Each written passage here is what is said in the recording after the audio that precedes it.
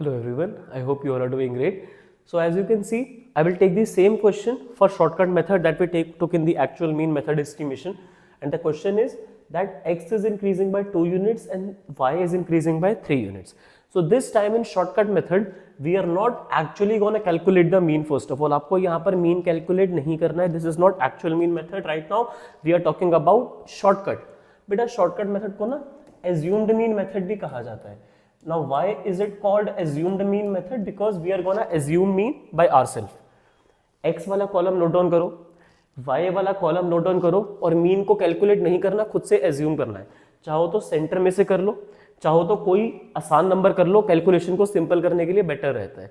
जैसे डेटा में जब आप क्वेश्चंस को प्रैक्टिस करोगे तो 10, 20, 50 ऐसे नंबर को मीन एज्यूम कर लो, सब्ट्रैक्ट करने में कन्वीनियंट रहता है. यहाँ पर स्मॉल x और स्मॉल y को कैलकुलेट नहीं करना. यहाँ पे instead of calculating small x and small y आपको dx और dy कैलकुलेट करना है. याद है बेटा मीन में शॉर्टकट मेथड में d कैसे निकालते थे? सारे आइटम्स जो x में दे रखे होते थे उनको एज्यूम्ड मीन में से माइनस करते थे. That's how you used to calculate d. यहाँ पर x का कॉलम अलग है देखो और y का कॉलम अलग है, तो आपको dx अलग निकालना पड़ेगा और dy अलग निकालना पड़ेगा. उसके लिए करोगे y माइनस a. ठीक है, तो dx के लिए हमने जैसे 2 इसमें से एज्यूम मीन कर लिया, तो dx के कॉलम के लिए पहला आइटम 0 हो गया बिकॉज x भी 2 है और a भी 2 है. तो यहाँ पर 4 minus 2 2, 6 minus 2 4, 8 minus 2 6 and 10 minus 2 will be 8. That's how dx column will be calculated. Similarly dy column के लिए बेटा आपको y वाले कॉलम में से y का जो आपने एज्यूम करा है मीन उसको सब्ट्रैक्ट करना है. तो पहला तो एज्यूम मीन भी 3 है और y भी आइटम 3 है. 3 minus 3 पहला dy 0 हो गया. फिर 6 minus 3 करोगे तो 3 आएगा, 9 minus 3 करोगे तो 6 आएगा एंड सो ऑन. dx समझ में आ गया, dy समझ में आ गया. अब इन दोनों को स्क्वायर कर दो, dx का स्क्वायर एंड देन dy का स्क्वायर. बेटा dx का स्क्वायर पहला 0 का 0 ही रहेगा, 2 का 4 हो जाएगा, 4 का 16 हो जाएगा, 6 का 36 एंड 8 का 64. That's how you have to calculate dx का स्क्वायर. dy का स्क्वायर करना है. Now next thing, 0 will be 0, 3 will be 9, 6 will be 36, 9 will be 81, 12 will be 144. That's how we calculate for dy square. एक बार dx square आ गया, dy square आ गया. The next step is to multiply these two, dx and dy. 0 times 0 will be 0, 2 times 3 will be 6, 4 times 6 will be 24 and so on. So ultimately we need dx का square, we need dy का square, we need dx into dy. We also need sum of dx, we also need sum of dy. These are the 5 things that we need. So we need dx column, we need dy column, we need dx square, we need dy square, we need dx dy. बेटा इससे पहले मैं आपको formula यहाँ पर directly दिखाऊं, मैं आपको फॉर्मूला याद करवा देता हूँ. ठीक है, फॉर्मूला पहले याद कर लेते हैं, कन्वीनियंट रहेगा. कोरिलेशन को निकालने के लिए आपको सबसे पहले चाहिए number of items in X and Y same होंगे. जितने आइटम्स x में होंगे उतने ही आइटम y में होंगे, तभी कोरिलेशन तो फिगर आउट कर पाओगे. आपको चाहिए सिग्मा dx और dy दोनों साथ में. जो मल्टीप्लिकेशन करके आखिरी कॉलम आया था ना dx dy, वो यहाँ पे सब्ट्रैक्ट करके दोनों को अलग कर दो. dx को अलग करो और dy को अलग कर दो, सेपरेटेड. पहले साथ में थे फिर ये अलग हो गए, डिनोमिनेटर आएगा. बेटा अंडर रूट लगाना है, फिर एक अंडर रूट आपको और लगाना है. यहाँ तक याद हुआ?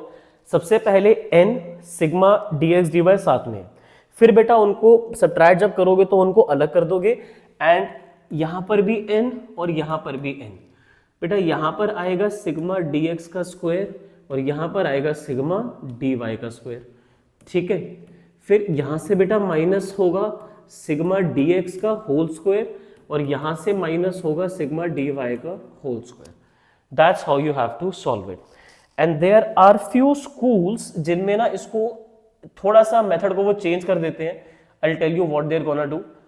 एक तो ये मेथड है शॉर्टकट में जो मैंने आपको बताया, एंड अगर इसको थोड़ा सा हम टर्न करें एलसीएम लेके तो dx dy यहाँ पर आ जाएगा बेटा, n इसके साथ चला जाएगा यहाँ पे, एंड देन यहाँ पर भी n थोड़ा नीचे चला जाएगा यहाँ से हटके.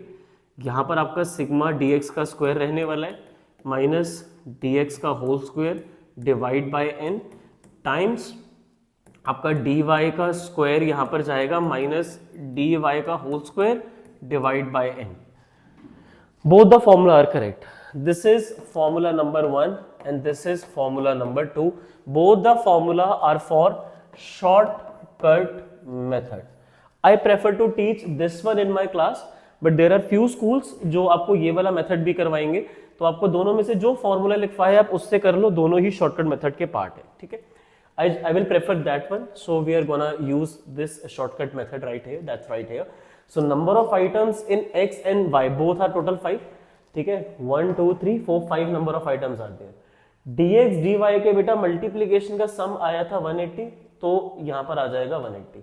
सबट्रैक्ट, पहले दोनों साथ में थे, अब दोनों अलग अलग हो गए. dx अलग हो गया, dy अलग हो गया. dx का टोटल है 20, dy का टोटल है 30, तो ये 600 हो जाएगा. अभी तो 20 into 30 प्रॉपरली लिखेंगे. न्यूमरेटर को जल्दी से रिपीट करेंगे. n की वैल्यू है 5, dx और dy का मल्टीप्लीकेशन है 180. dx की वैल्यू है 20, dy की वैल्यू है 30. न्यूमरेटर हो गया खत्म, मतलब वैल्यूज लिख दी हैं, that part is done. Denominator under root लगेगा, number of items are 5 as it is. dx का स्क्वायर, बेटा dx के स्क्वायर का सिग्मा चाहिए. ये रहा dx स्क्वायर, कितना है सिग्मा इसका 120 आ गया हमारा, माइनस ब्रैकेट में क्या है, ध्यान से देखो ब्रैकेट में क्या है, सिग्मा dx. dx स्क्वायर तो नहीं है, ये होल स्क्वायर है, ठीक है. इट इज dx का होल स्क्वायर, दैट तो मतलब ultimately that's dx comes out to be 20, तो यहां अंदर जाएगा 20, फिर स्क्वायर होगा. अंडरस्टूड. तो बेटा नॉर्मल स्क्वायर में और होल स्क्वायर में ये फर्क होता है. फाइन. तो होल मतलब ये पूरे का स्क्वायर हो रहा है, यहां पर सिर्फ dx स्क्वायर, तो यहां पे dx को स्क्वायर करके 400 बनाएंगे और वहां dx स्क्वायर वाले कॉलम का सम करके 120 लिखेंगे. क्लियर रहना, बच्चों को फॉर्मूले में यह कंफ्यूजन हो जाती है, वहीं इंटरचेंज करके वैल्यूज गलत लिख के आ जाती हैं. फिर बेटा मल्टीप्लाई करो, जो चीज x के लिए करी वही चीज y के लिए. नंबर ऑफ आइटम्स 5 है, तो n की जगह 5 आ गया. dy स्क्वायर का सम, dy स्क्वायर, सिर्फ dy स्क्वायर चाहिए. dy स्क्वायर कर चुके हो, कितना सम है 270, लिखो 270. माइनस ब्रैकेट में क्या है dy स्क्वायर मत बोलो उसको, dy का स्क्वायर है, ठीक है.